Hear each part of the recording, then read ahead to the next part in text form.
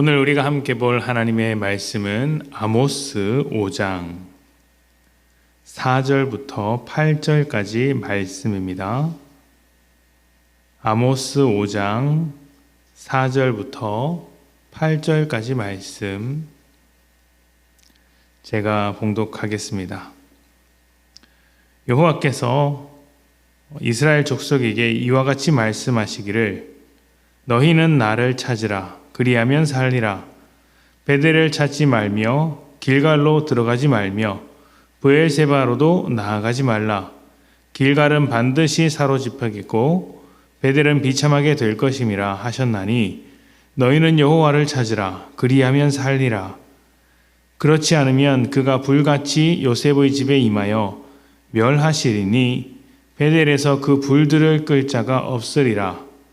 정의를 쓴 쑥으로 바꾸며 공의를 땅에 던지는 자들아, 묘성과 삼성을 만드시며 사망의 그늘을 아침으로 바꾸시고 낮을 어두운 밤으로 바꾸시며 바닷물을 불러 지면에 쏟으시는 이를 찾으라. 그의 이름은 여호와시니라. 아멘.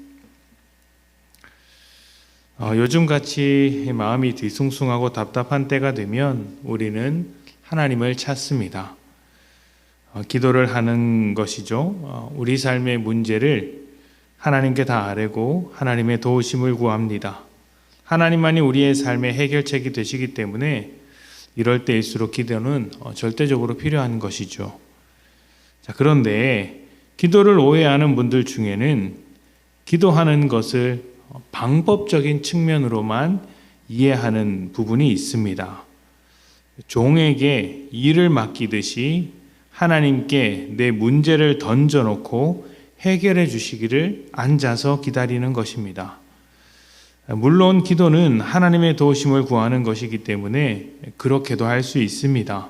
하지만 그것은 정말 내가 아무것도 할 수 없을 때, 기도 말고는 할 수 있는 것이 없을 때, 그럴 때 기다리는 것이지 늘상 그런 것은 아니어야 한다는 것을 알아야 합니다. 기도는 하나님의 뜻을 구하는 것입니다. 그리고 그 뜻대로 살기 위한 것이죠. 기도는 하나님의 일하심을 요청하지만 동시에 나도 그렇게 살겠다는 결단이 따라와야 합니다. 기도해놓고 응답에 따라 순종하지 않으면, 그리고 또 기도해놓고 아무것도 하지 않는 것은, 손을 놓고 있는 것은 기도가 가지고 있는 본질에서 조금 먼 것이라고 할 수 있겠죠. 이게 좀 오락가락할 수 있는데요. 그럴 수밖에 없습니다. 기도는 우리에게 뜻을 두신 하나님과 인격적으로 대화하는 것이기 때문입니다. 그래서 하나님의 뜻에 다양하게 반응할 수 있는 것이죠. 때로는 하나님께 전적으로 맡길 때도 있겠지만 때로는 기도를 통해 하나님의 뜻을 찾아내고 내가 결단해서 사는 것이 필요하다는 이야기입니다. 중요한 것은 하나님의 뜻을 구하는 기도인 것이죠. 오늘 말씀에서 아모스 선지자는 정의를 쓴 쑥으로 바꾸며 공의를 땅에 던져서 심판을 맞이할 이스라엘 백성에게 하나님을 찾아야 한다라고 선포합니다. 그런데 베델과 길갈과 브엘세바로 가지 말라고 이야기를 하는데, 말씀드린 베델, 길갈, 브엘세바는 이스라엘이 제사를 드리는 유명한 장소들입니다. 당연히 그곳에서 하나님을 찾고 기도도 하겠죠. 그런데 그곳에 하나님을 찾으라고 말하면서도 그곳에는 가지 말라고 이야기하는 것입니다. 아모스 선지자가 말하고자 하는 것은 이것입니다. 하나님께 기도하기 위해서, 또 하나님을 찾기 위해서 그렇게 하는 것보다 더 중요한 문제가 있다. 너의 삶에서 하나님을 찾아라. 하나님의 주권을 찾아라. 하나님의 다스림을 찾아라. 하나님의 정의와 공의를 찾아라. 하나님의 백성답게 지금까지 잃어버렸던 하나님을 회복하여라 하는 것이죠.